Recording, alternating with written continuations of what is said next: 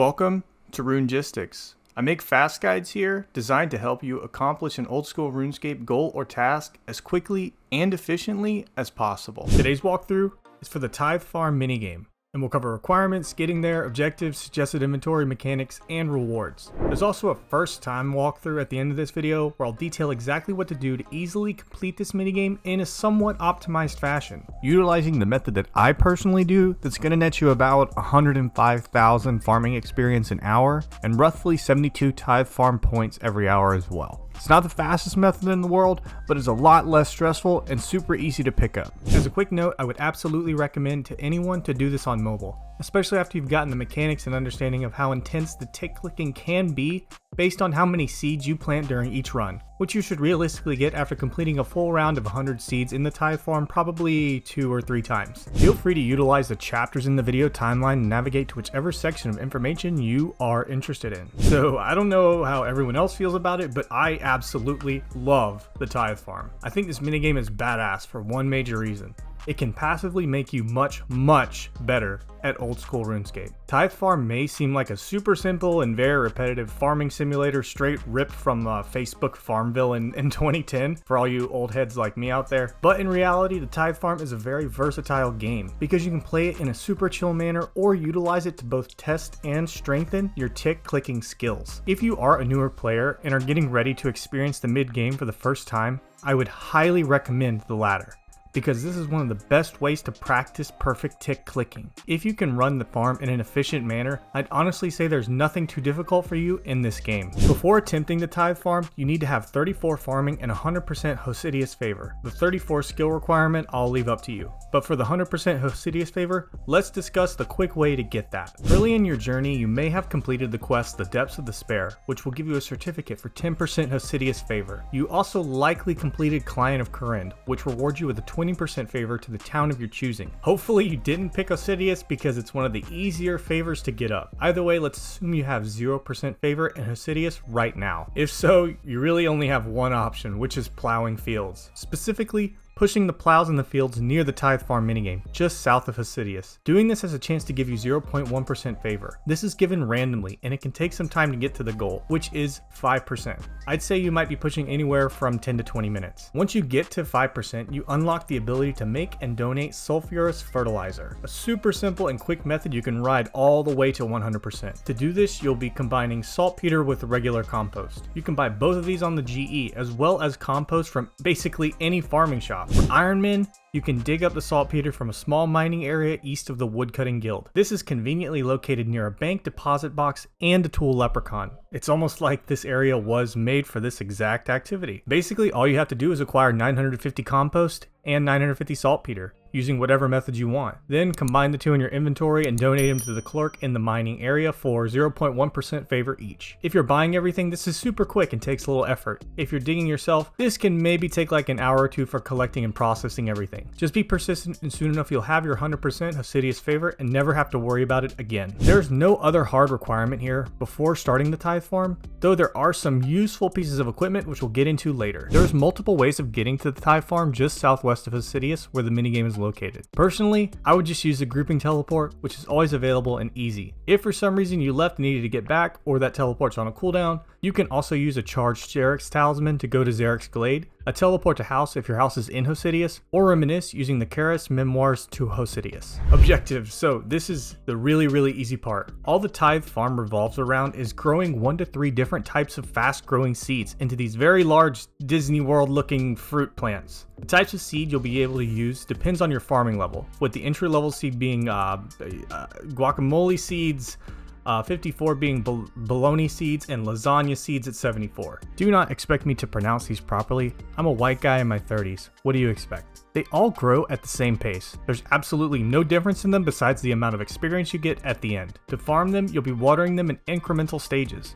If you water them, then harvest them on time, you get the fruit in your inventory. If you fail to water them or harvest them, they turn black and you'll have to clear them out of the plot, questioning your decisions in life up to this exact point. There's obviously more to the game, including a can of government modified fertilizer provided to you from Farmer Gricoller, the overlord of this area, as well as some special routes, a tool leprechaun, and no more weeds in your farming patches ever. So let's talk about how to do the Tithe Farm. Here's the map layout of the Tithe Farm. Super simple. Right outside the entrance is Farmer Gricoller, who serves as the rewards vendor for this minigame. More on those a little later.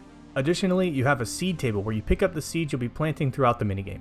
As stated before, there are no differences in the seeds, they all grow the same. The only changes are the level requirements and the experience you get. Every time you select seeds, you'll automatically get 100 of that type. Inside the entrance, you'll find 10 rows of farming patches, each capable of holding 40 individual plants. You'll also notice that upon entering, you will receive Gricoller's Fertiliser in your inventory. Like I said, this is like a GMO gamma ray infused fertilizer that causes any plant to grow twice as fast if given it. A little more on that later as well. Sprinkled all around the minigame are barrels of water for refilling water cans, which you will do a lot, as well as sacks to deposit your fruit as you harvest it. Finally, there's a tool leprechaun right at the beginning. Why? I have no idea, to be honest, but it is there, and that's the map. Like I said, this minigame is super simple in theory. So let's talk about the mechanics, which the mechanics are exactly what you think it is. Plant the seeds, water them, harvest the fruit. 3 steps, right? Not exactly. I mean, sure, if you're doing the tithe farm very chill with no concern for efficiency, it is actually that simple. In each plot, you can plant 1 seed using a seed dibber. As soon as you plant that seed, you have 1 minute to water it using your watering can before it dies. After that minute passes, it will grow a small amount and need to be watered again in the next minute. If you don't, again, it will die. Each plant needs to be watered 3 times. After the final growth stage, the plant will have the option to be harvested with your spade, where you have 1 minute to do so before it dies. So if you are following me, this is the timeline. So you could say at minute 0, you plant the seed, and you need to water the plant before minute 1 ends.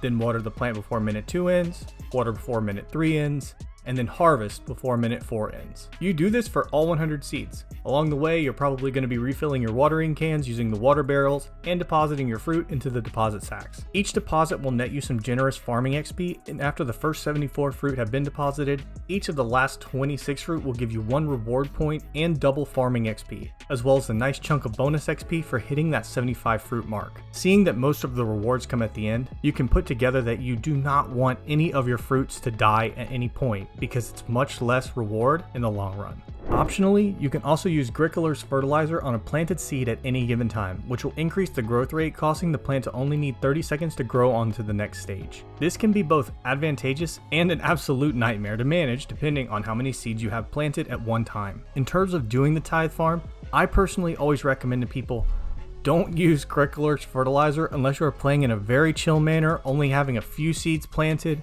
and not really worrying about efficiency at all. Another good way of thinking of it is, if you're chill playing on mobile, Gricoller's Fertiliser is a great option. That's the basic, simple explanation. Now let's talk about efficiency and doing this minigame in an optimized way. Obviously, looking at the tithe farm, you want to do the full 100 seeds as quickly as possible, which brings up the question of how many to plant at a time. Well, that wholly depends on your skill level. I'd say for the average OSRS player, you can plant 20 seeds and tend to them relatively easily, assuming you have enough watering cans to not need to fill them up during the entire run. Some more skilled players can do those 20 and also replant new seeds as they harvest the existing one, which is pretty skill intensive but results in a very high XP rate. This is actually a strategy on the wiki called the tick perfect strategy. Finally, for the brave soul out there, there's the 25x4 strategy, where you plant and harvest 25 fruits at a time. This 100% requires some extreme concentration and only takes a few tick mistakes to totally ruin your run, but it results in the highest XP per hour rate. We'll get to those ideas in the walkthrough, but for now let's talk about one final thing in the mechanics. Tips and tricks to help you optimize your tithe farm runs. First off, equipment. The wiki says you should be cognizant of weight and run energy, but personally, just in my experience, I've never really had to worry. You stop so much to water your plants, I just haven't gotten anywhere near 0 run energy before. Because of this, on accounts where I don't have Gricoller's watering can, I always load myself up with regular watering cans. It reduces the amount of times I need to fill them up and allows for different strategies to be used. Next are spells. Well, one spell specifically. Utilizing the lunar spell Humidify to fill up your watering cans is extremely helpful in this minigame and is almost universally utilized in all of the most efficient wiki methods. So if you have it available and you want to use it, I'd take advantage of it. Next, obviously, I do want to mention any kind of plugins you can use for RuneLight. Specifically, there's a Tithe Farm plugin and there's a tile marker plugin that I utilize. The Tithe Farm plugin just provides some nice quality of life improvements, a different UI while doing this minigame. The tile marker plugin I actually use myself to mark exact spots where the plant patches begin and end. It's more of a personal recommendation, but it just makes it easier for me to focus on what I'm clicking on, especially when you're learning. Finally, we have the most important but most intricate thing, your running style. This may seem a bit different, but when doing the Tithe Farm, every game tick you make matters. Everything is timed here, so employing a certain strategy of movement makes a pretty big difference. That specific strategy is running in a zigzag pattern versus north to south. Running this specific way causes your character to diagonally cross from one tile to another, effectively cutting the time it takes to reach a destination tile by 1/2. Think, Pythagorean theorem in high school or whatever you may have learned, something like that. I know this is pretty deep in the weeds, but trust me, as someone who tried running north to south versus zigzagging while recording this video and testing these out, I cannot begin to explain how much of a difference it really does make. For now, just understand, when planting, watering, and harvesting, it is much more beneficial to run like this versus this. A few other tips and tricks to watch out for. When filling up your watering cans, manually click each one. It's way faster. Also move your camera with you to face somewhat vertically with the plots, maybe at a slight angle. It makes it much easier to click the correct location. If you are on desktop and using RuneLite, move your inventory closer to your character since you'll be clicking a lot throughout the run. Just make sure to give yourself some space to see everything else. And lastly, at least for me, this might be the single most important piece of advice I can give. When you're first learning and practicing, you might notice that you're not succeeding, you're not doing very well. That's likely because you're missing a few ticks when it comes to watering the plants and then moving on to the next ones. It takes a few ticks to fully water a plant, so you might not have the cadence of it down properly. What I did to learn it very quickly and very easily is this. When you're watering the plants, focus on the animation of the water exiting your can. As soon as the water exits your can, the plant is considered water, and you can move on to the next one. These happen in the same exact tick, so if you can match watering your can with moving to the next plant, it will completely eliminate any kind of tick mistakes during the iteration of watering that plant.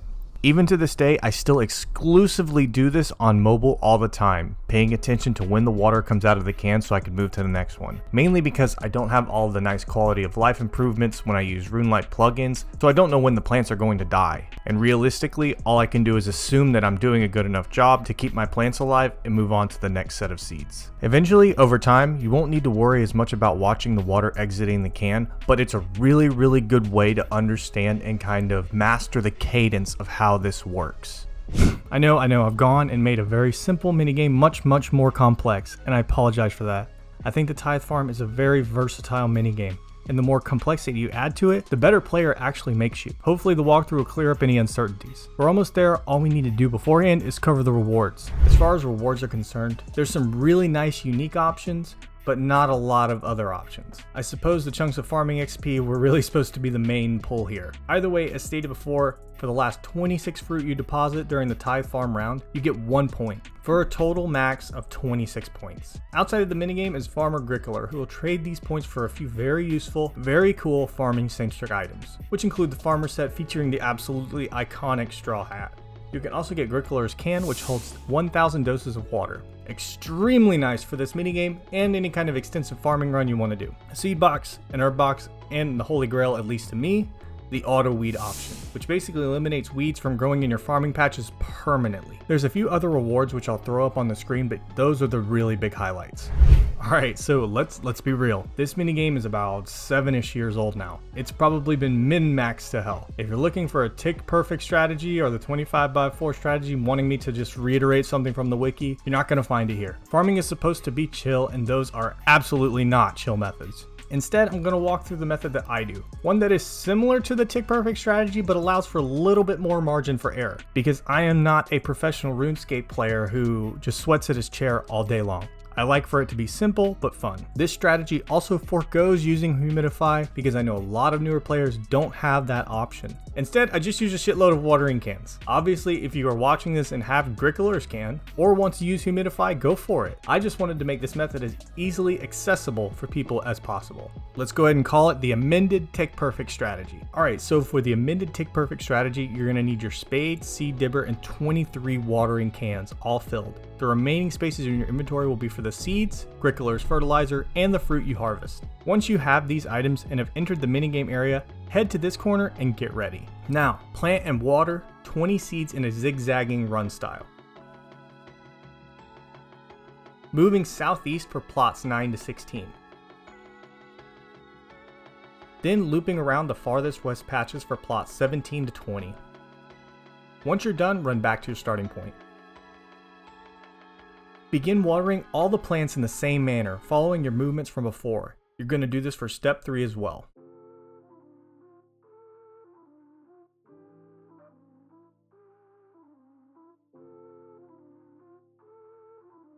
Once you've finished watering, go back to your starting location and begin harvesting. This is where the first deviation to the tick perfect strategy comes in. Normally you would harvest the fruit, then plant and water the next seed. With how the Tithe Farm naturally works, mistakes you make compound and delay until the very end of each seed's life cycle. In layman's terms, the more mistakes you make, the more they will become obvious at the very end when you're harvesting the fruits. To combat this, what we're going to do is harvest the first 8 fruits without planting and watering the next seeds. What this effectively does is creates an opportunity to neutralize the mistakes we've made by harvesting the first few fruits faster than what is expected. After harvesting the first 8 fruits, run over to plot 9. Starting now, you're going to harvest, plant a seed, then water. You'll do this for plots 9 to 20. Once you are done with that, the second deviation will occur.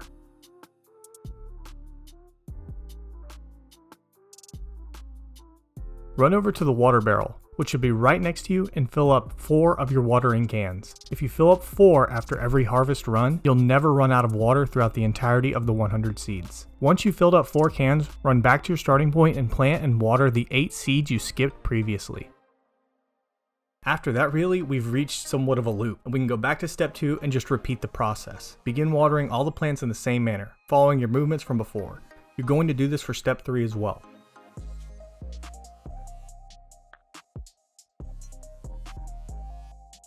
Go back to your starting location and harvest the first 8 fruits, without planting and watering the next seeds. After harvesting the first 8 fruits, run over to the next plot. Harvest, plant a seed, then water until you get to plot 20. Run over to the water barrel and fill up 4 of your watering cans. Once you've filled up 4 cans, run over to plot 1 and harvest, plant and water the remainder of your seeds. You should be starting to see the pattern at this point, so I'm going to speed this up a little more and just let you watch the remainder, only stopping when absolutely necessary.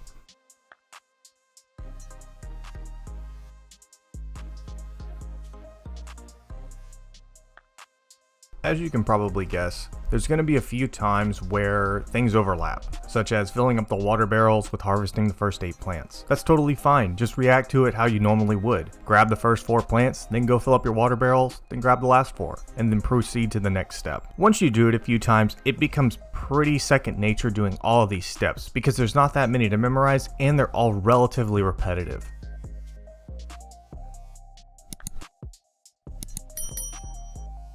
This does take a bit of practice, but it's easy to learn and allows for some mistakes, which is why I prefer it compared to some of the other wiki methods. Most importantly, you can mock this style and then make it your own.